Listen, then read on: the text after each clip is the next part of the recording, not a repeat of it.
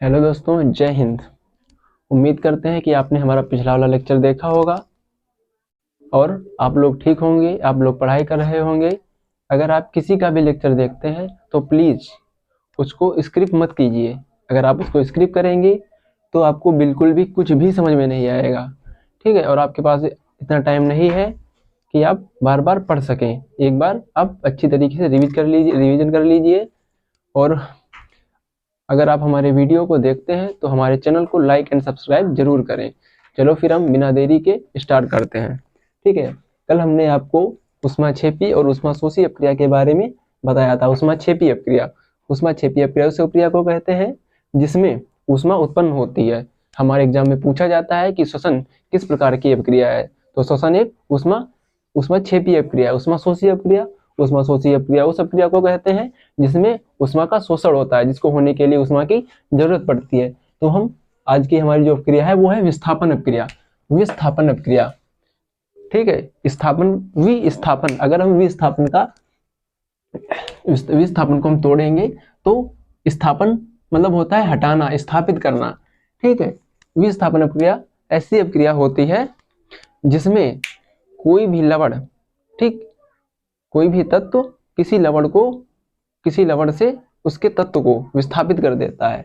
ऐसी रासायनिक क्रिया जिसमें कोई तत्व दूसरे तत्व को उसके लवण के विलयन से विस्थापित कर देता है, प्रतिस्थापन अपक्रिया कहलाती है, ठीक है। प्रतिस्थापन अपक्रिया ज्यादातर हमारी वैद्युत रासायनिक श्रेणी पे चलती है। प्रतिस्थापन अपक्रिया ज्यादातर हमारी वैद्युत रासायनिक श्रेणी पर चलती है, जिसमें जो अधिक क्रियाशील तत्व होता है वह कम क्रियाशील तत्व को, अपने नीचे स्थित तत्व को उसके लवण के विलयन से हटा देता है। अगर आप देखेंगे तो जो फेरस है, फेरस हमने कल आपको वैद्युत रासायनिक जो श्रेणी है उसको हमने आपको बहुत अच्छी तरीके से समझाया था, ठीक है। तो आप उसे पिछली वैद्युत रासायनिक श्रेणी देख लीजिए। जो हमारा फेरस है, फेरस वह कॉपर से ऊपर स्थित है। फेरस जो है हमारा कॉपर से ऊपर स्थित है, ठीक है। जो कॉपर सल्फेट है उससे फेरस जो ऊपर स्थित है, तो फेरस कॉपर से अधिक शक्तिशाली होगा, ठीक है। तो जो फेरस होगा कॉपर को उसके लवण के विलयन से हटा देगा। जो इस लवण के विलयन से हटाएगा तो हमारा जो कॉपर की जगह है वो फेरस ले लेगा, बन जाएगा हमारा फेरस सल्फेट, FeSO4, ठीक है। और हमारा बच क्या रहा है, कॉपर हमारा बाहर निकल गया। हमारा जो दूसरी अपक्रिया है वह है प्रतिस्थापन अपक्रिया। प्रति मतलब होता है एक दूसरे को, प्रति मतलब प्रत्येक, एक दूसरे को, स्थापन मतलब हटा देना, एक दूसरे को हटा देना, ठीक है। ये अपक्रिया होती है ऐसी रासायनिक अपक्रिया जिसमें प्रत्येक तत्व एक दूसरे को उसके लवण के विलयन से प्रतिस्थापित कर देता है। ऐसी रासायनिक अपक्रिया जिसमें प्रत्येक तत्व दूसरे तत्व को उसके लवण के विलयन से प्रतिस्थापित कर देता है, प्रतिस्थापन अपक्रिया कहलाती है, ठीक है। प्रतिस्थापन अपक्रिया कहलाती है। जो देखिए NaCl, ठीक है। NaCl विद्युत रासायनिक श्रेणी जो होती है उसमें Na जो होता है सोडियम, वह Ag से ऊपर स्थित होता है, ठीक है। तो जो सोडियम होगा वह Ag से बहुत ही ज्यादा शक्तिशाली होगा, इसलिए जो सोडियम है वह Ag को उसके लवण के विलयन से हटा देगा, ठीक है। जो Ag होगा, Ag की जगह ले लेगा सोडियम और सोडियम की जगह Ag ले लेगा, ठीक है। एक दूसरे को हटा देंगे, ठीक है। अब हमने सोडियम की जो जगह है वो Ag ले लेगा, बनेगा AgCl, ठीक है, प्लस। और जो Ag की जगह है वह सोडियम ले लेगा, सोडियम NaNO3 सोडियम नाइट्रेट, ठीक है दोस्तों। तो आप इसकी स्क्रीनशॉट ले लीजिए, ठीक है। आप इसका स्क्रीनशॉट ले लीजिए, फिर हम अपने आगे के क्वेश्चन की ओर बढ़ते हैं। उम्मीद करते हैं दोस्तों आपने स्क्रीनशॉट ले लिया होगा। हमारी अगली हेडिंग है संक्षारण। संक्षारण कहते किसे हैं? संक्षारण जैसे कोई पदार्थ होता है, मान लो लोहा है, ठीक है। उसको अगर हम ज्यादा समय के लिए इसी छोड़ देंगे, आपने घर में देखा होगा जिस लोहे के दरवाजे वगैरह होते हैं, ठीक है, तो उसको हम ज्यादा समय तक छोड़ देते हैं तो कुछ समय बाद वो नष्ट होना शुरू हो जाता है, कमजोर होना शुरू हो जाता है। तो ये संक्षारण की वजह से होता है। संक्षारण मतलब नष्ट होना, ठीक है। तो हमारी अगली हेडिंग है संक्षारण। संक्षारण कहते किसे हैं? किसी भी पदार्थ या तत्व का नमी वायु नमी और आर्द्रता के संपर्क में आने पर, नमी किसी भी पदार्थ या तत्व का नमी वायु और आर्द्रता के संपर्क में आने पर वह नष्ट होना शुरू हो जाता है, संक्षारण कहलाता है। ठीक है, संक्षारण कहलाता है। संक्षारण जैसे लोहे पर जंग लगना, लोहे पर जंग लगना एक हमारी संक्षारण की अभिक्रिया है। ठीक है, संक्षारण का एक उदाहरण है। दूसरा है हमारा चांदी का काला होना।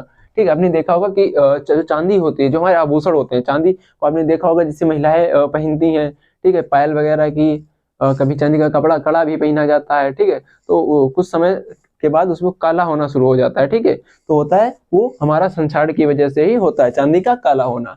ठीक है, जो हमारी दूसरी अभिक्रिया है वह हमारी विकृत गंधिता। क्या है दोस्तों, हमारी विकृत गंधिता। क्या है, विकृत गंधिता। ठीक है, विकृत गंधिता कहते किसे हैं, आपने देखा होगा कि कोई चीज तल के रख दी जाती है, कोई चीज घर में हमारे जब बनाई जाती है, त्योहार होता है और तल के रख दी गई है, तो कुछ समय बाद उसमें उसका जो स्वाद होता है बहुत ही बेकार हो जाता है। अगर हम उसको खाते हैं तो वो बहुत ही उसका स्वाद हमें बेकार लगता है। ठीक है, यही हमारा संक्षारण विकृत गंधिता कहलाती है। विकृत गंधिता जो होता है वो ऑक्सीजन के संपर्क में आने पर वो जो खाद्य युक्त पदार्थ होता है, तेल और वसा युक्त जो खाद्य युक्त पदार्थ होता है, ठीक है, वो उसका स्वाद खराब हो जाता है। ठीक है, संक्षारण विकृत गंधिता।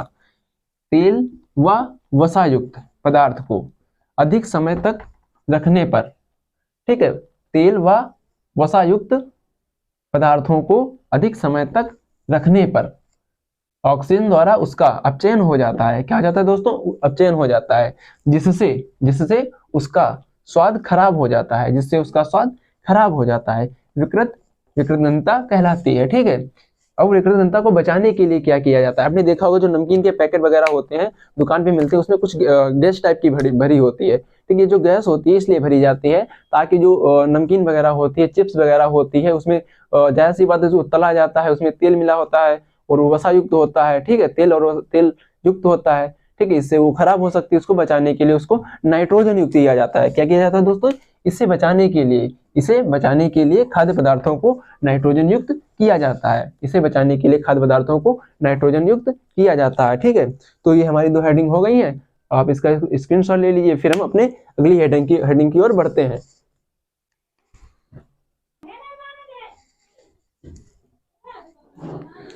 उम्मीद करते हैं दोस्तों आपने स्क्रीनशॉट ले लिया होगा। जो हमारी अगली हेडिंग है वो संयोजन अपक्रिया। क्या है दोस्तों, संयोजन अपक्रिया। ठीक है, हमारी जो अगली हेडिंग है वो है संयोजन अपक्रिया। दोस्तों संयोजन का मतलब क्या होता है, संयोजन का मतलब होता है जुड़ना। ठीक, संयोजन का मतलब होता है जुड़ना। ठीक है, जुड़ना, संयोजन का अर्थ होता है जुड़ना। तो संयोजन अपक्रिया होती क्या है, संयोजन अपक्रिया होती क्या है दोस्तों, आपको पता है कि अपक्रिया जब 2 या 2 से अधिक अभिकारक मिलकर, ठीक है, जब 2 या 2 से अधिक अभिकारक मिलकर एक उत्पाद का निर्माण करें, जब 2 या 2 से अधिक अभिकारक मिलकर एक उत्पाद का निर्माण करें, संयोजन अपक्रिया कहलाती है। संयोजन अपक्रिया कहलाती है। दोस्तों ये जो इसका जो एग्जाम्पल इसका जो उदाहरण होगा वो उसमें हम लेते हैं Na2CO3 सोडियम कार्बोनेट। इसको हम जल और CO2 के साथ जब हम इसको जल और CO2 के साथ जब हम इसकी अपक्रिया कराते हैं तो हमारा बनता है दोस्तों बेकिंग सोडा। क्या बनता है दोस्तों, बेकिंग सोडा। दोस्तों बनता है हमारा बेकिंग सोडा NaHCO3। अब देखिए इसकी हम बैलेंसिंग करते हैं। बैलेंसिंग करने के लिए इधर 2 सोडियम है, इस तरह हम 2 से मल्टीप्लाई कर दे रहे हैं, तो ये हमारा बैलेंसिंग हो गया। दोस्तों दिख नहीं रहा होगा आपको, हम सही से लिखते हैं, ये बैलेंसिंग हो गया। अब हमारा दोनों तरफ बैलेंसिंग हो गया। जो हमारी अगली अपक्रिया है वो है हमारी वियोजन अपक्रिया। वियोजन का अर्थ होता है वियोजन, टूटना। ठीक है, टूटना। जब एक अभिकारक 2 या 2 से अधिक उत्पादों में टूट जाए, जब एक अभिकारक से 2 या 2 से अधिक उत्पाद का निर्माण हो, वियोजन अपक्रिया कहलाती है। इसका जो उदाहरण होगा दोस्तों हमारा इसी जो अपक्रिया को हम दोबारा पलटा के हम लिख सकते हैं। ठीक है, एग्जाम्पल जो होगा इसका हमारा एग्जाम्पल हम ले रहे हैं NaHCO3। दोस्तों इसको हम एक ही इसलिए लिख रहे हैं क्योंकि आपको ज्यादा अपक्रियाएं याद ना करनी पड़े। ठीक है, इसको जब गर्म किया जाता है दोस्तों तब हमारा बनता है सोडियम कार्बोनेट। दोस्तों बनता है सोडियम कार्बोनेट और H2O और दोस्तों बनता है जल, H2 और CO2। ठीक है दोस्तों, बैलेंसिंग करने के लिए हम इस तरफ 2 से मल्टीप्लाई कर देंगे और ये हमारा रिएक्शन कंप्लीट हो गया। दोस्तों आप इसका स्क्रीनशॉट ले लीजिए, फिर हम अपने अगले क्वेश्चन की ओर बढ़ते हैं। उम्मीद करते हैं दोस्तों आपने स्क्रीनशॉट ले लिया होगा। जो हमारी अगली अपक्रिया है वो है हमारी उदासीनीकरण अपक्रिया। उदासीनीकरण अपक्रिया, उदासीनीकरण अपक्रिया हमने आपको पिछले लेक्चर में उदासीनीकरण अपक्रिया के बारे में बताया था, लेकिन हम फिर से आपको बता रहे हैं। अम्ल और क्षार की रासायनिक अपक्रिया को दोस्तों हम उदासीनीकरण अपक्रिया कहते हैं। अम्ल और क्षार की रासायनिक अपक्रिया को दोस्तों हम उदासीनीकरण अपक्रिया कहते हैं, जिसमें लवण और जल का निर्माण होता है। ठीक है, देखिए अम्ल व क्षार की रासायनिक अपक्रिया को उदासीनीकरण अपक्रिया कहते हैं। अम्ल और क्षार की रासायनिक अपक्रिया को दोस्तों क्या कहते हैं दोस्तों? उदासीनीकरण अपक्रिया कहते हैं। जिसका दोस्तों एग्जाम्पल होगा, एग्जाम्पल दोस्तों होगा वो हम ले रहे हैं NaOH अम्ल, हम दोस्तों हम ले रहे हैं NaOH, ये दोस्तों क्षार, ठीक है, एक क्षार और एक अम्ल HCl। जो दोस्तों जब इसकी अपक्रिया होगी वो बन रही है, वो बनेगा हमारा NaCl लवण और जल H2O दोस्तों ये बनेगा। ठीक है, अम्ल और क्षार की रासायनिक अपक्रिया को दोस्तों हम उदासीनीकरण अपक्रिया कहते हैं, जिससे लवण और जल का निर्माण होता है। ठीक है दोस्तों, जो हमारी अगली अपक्रिया है वह है दोस्तों हाइड्रोजनीकरण अपक्रिया। अगली अपक्रिया दोस्तों क्या है हमारी? हाइड्रोजनीकरण अपक्रिया। हाइड्रोजनीकरण दोस्तों, हाइड्रोजनीकरण होता क्या है? हाइड्रोजन अणु का दोस्तों, हाइड्रोजन अणु का, ठीक है, हाइड्रोकार्बन से हाइड्रोजन अणु का क्लोरीन के अणुओं द्वारा प्रतिस्थापन होना, हाइड्रोजन अणु का क्लोरीन के अणु द्वारा प्रतिस्थापन होना हाइड्रोजनीकरण अपक्रिया कहलाती है। दोस्तों अपक्रिया होती क्या है? दोस्तों यह जो अपक्रिया होती है वह सूर्य के प्रकाश की उपस्थिति में होती है। दोस्तों सूर्य के प्रकाश की उपस्थिति में होती है। जो इसका हाइड्रोजन का एक अणु होगा वह क्लोरीन के एक अणु द्वारा हटा दिया जाएगा। दोस्तों हाइड्रोजन का जो एक अणु होगा वह क्लोरीन के एक अणु द्वारा हटा दिया जाएगा। हाइड्रोजन का एक अणु जो होगा वह क्लोरीन के एक अणु द्वारा हटा दिया जाएगा। बनेगा दोस्तों CH3 और Cl। फिर दोस्तों इसका जो एक H है, इसका एक H और इसका एक Cl, ठीक है, वह जुड़कर HCl का निर्माण करेगा। यह अपक्रिया तब तक चलती है दोस्तों जब तक हाइड्रोजन अणु के जो सारे हाइड्रोजन अणु प्रतिस्थापित नहीं हो जाते हैं। फिर हम दोस्तों ले रहे हैं CH3 Cl। फिर से दोस्तों हमने क्लोरीन लिया, फिर से हम वही क्रिया करेंगे, बनेगा हमारा HV जो है सूर्य के प्रकाश की उपस्थिति में अपक्रिया होती है। ठीक है, फिर से हाइड्रोजन का एक अणु जो होगा क्लोरीन के एक अणु द्वारा हटा दिया जाएगा। बनेगा दोस्तों CH2Cl2 और फिर दोस्तों HCl बाहर निकल जाएगा।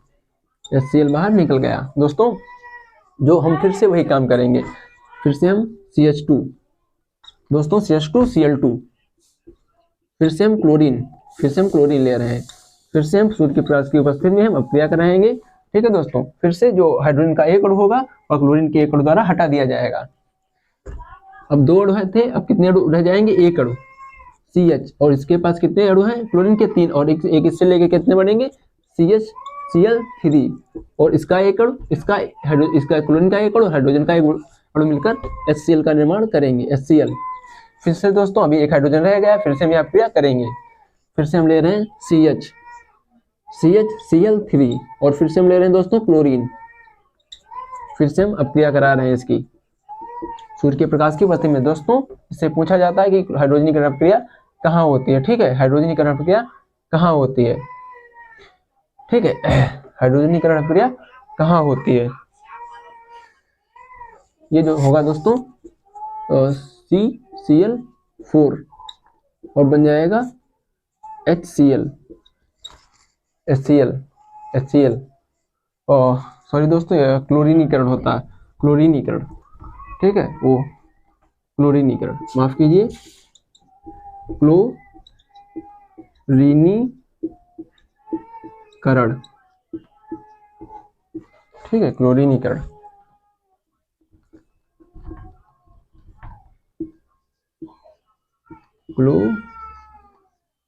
क्लोरीनीकरण, ठीक है दोस्तों, आप इसका स्क्रीनशॉट ले लीजिए, फिर हम अपने अगले क्वेश्चन की ओर बढ़ते हैं।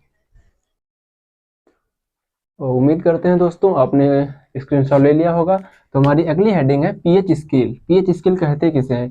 पीएच स्केल एक पैमाना होता है जिससे हम अम्ल और क्षार का परीक्षण करते हैं। ठीक है, यदि किसी की जो वैल्यू है, ये जो स्केल होती है वो 0 से 4 के मध्य होती है, 0 से 14 के मध्य होती है। कितनी होती है दोस्तों? 0 से 14 के मध्य होती है। अगर कोई जो विलेन है, कोई विलेन है, अगर वो 7 दिखा रहा है तो इसका मतलब है कि वो उदासीन है। ठीक है, अगर अगर 0 से 7 के मध्य है तो वह अम्लीय होगा। ठीक है दोस्तों, अगर 0 से 7 के मध्य होगा तो अम्लीय होगा, और 7 से 14 के मध्य होगा तो क्षारीय होगा। ठीक है दोस्तों, पीएच स्केल को दोस्तों किसने दिया था? साइरेंस ने दिया था। पीएच स्केल को दोस्तों किसने दिया था? पीएच स्केल को दोस्तों साइरेंस ने दिया था। साइरेंस ने दिया था। पीएच स्केल का दोस्तों कार्य क्या होता है? कार्य, पीएच स्केल का कार्य क्या होता है? कार्य होता है इसका अम्ल व क्षार की क्षार का परीक्षण, अम्ल और क्षार का परीक्षण करना। दोस्तों पीएच स्केल का कार्य होता है अम्ल व क्षार का परीक्षण करना, अम्ल व क्षार का परीक्षण करना। दोस्तों ये हमारी पीएच स्केल इस टाइप की है। ठीक है, और ये 0 है, ये 7 है, ये 14 है। ये 0 है, ये 7 है, ये 14 है। ठीक है दोस्तों, अब 0 से 7 के मध्य दोस्तों आप देख सकते हैं ये अम्लीय दिखा रहा है। कैसा दिखा रहा है दोस्तों? अम्लीय दिखा रहा है। और 7 पे दोस्तों उदासीन है। ठीक है, और 7 से 14 के मध्य, 7 से 14 के मध्य दोस्तों क्या है? क्षारीय है, ये क्षारीय है। ठीक है दोस्तों, और जो हमारा अगला क्वेश्चन है, ठीक है दोस्तों, उम्मीद करते हैं कि आपको पीएच स्केल समझ में आई होगी। जो हमारा अगला क्वेश्चन है वो है निम्न में कौन सा अम्ल पाया जाता है? निम्न में कौन सा अम्ल पाया जाता है? नंबर 1 है इसमें संतरा में दोस्तों कौन सा अम्ल पाया जाता है? संतरा में दोस्तों पाया जाता है हमारा सिट्रिक अम्ल। दोस्तों किस क्या पाया जाता है दोस्तों? सिट्रिक अम्ल। संतरा में सिट्रिक अम्ल पाया जाता है। सिट्रिक अम्ल, संतरा में दोस्तों सिट्रिक अम्ल पाया जाता है। सिट्रिक अम्ल, संतरा में दोस्तों सिट्रिक अम्ल पाया जाता है। सिट्रिक अम्ल पाया जाता है दोस्तों। तो दूसरा अम्ल है हमारा वो है सिरका। ठीक है, जो दूसरा हमारा तत्व है वह सिरका है। सिरका में दोस्तों कौन सा अम्ल पाया जाता है? सिरका में दोस्तों पाया जाता है हमारा एसिटिक अम्ल। सिरका में दोस्तों कौन सा अम्ल पाया जाता है? एसिटिक अम्ल। एसिटिक अम्ल, सिरका में दोस्तों हमारा एसिटिक अम्ल पाया जाता है। एसिटिक अम्ल, सिरका में दोस्तों हमारा एसिटिक अम्ल पाया जाता है। एसिटिक अम्ल। जो हमारा दोस्तों नंबर 3 है इमली। इमली में दोस्तों आपने इमली जो होगी दोस्तों आपने उसे खाई होगी। ठीक है, इमली। ठीक है, जो इमली में कौन सा अम्ल पाया जाता है तो आप जान लीजिए इमली में कौन सा अम्ल पाया जाता है। दोस्तों इमली में हमारा अम्ल पाया जाता है वो होता है दोस्तों हमारा टार्टरिक अम्ल। क्या होता है दोस्तों? टार्टरिक अम्ल। टार्टरिक अम्ल, टार्टरिक अम्ल, टार्टरिक अम्ल। जो दूसरा हमारा अगला क्वेश्चन है वो है हमारा लैक्टिक अम्ल। लैक्टिक अम्ल, लैक्टिक अम्ल दोस्तों पाया जाता है हमारा दही में। दही या खट्टा दूध। दोस्तों आपने देखा होगा कि जो दूध होता है गर्मियों के मौसम में, खासकर गर्मियों के मौसम में वो फट जाता है और वो खट्टापन उसमें आ जाता है। ठीक है, तो दोस्तों उसका पीएच मान जो होता है गिर जाता है, दूध का पीएच मान गिर जाता है और वह अधिक अम्लीय हो जाता है, जिससे लैक्टिक अम्ल उपलब्ध हो जाता है। ठीक है दोस्तों, तो आज के लिए हम इतना ही करते हैं। ठीक है, तो आप वीडियो को लाइक एंड सब्सक्राइब जरूर कीजिए। ठीक है, इससे हम लोगों को मोटिवेशन मिलता है। ठीक है, और आप पढ़ते रहिए, मुस्कुराते रहिए, और हम मिलते हैं अपने कल के लेक्चर में। ठीक है दोस्तों, लेक्चर पूरा देखिए करेंगे। जय हिंद।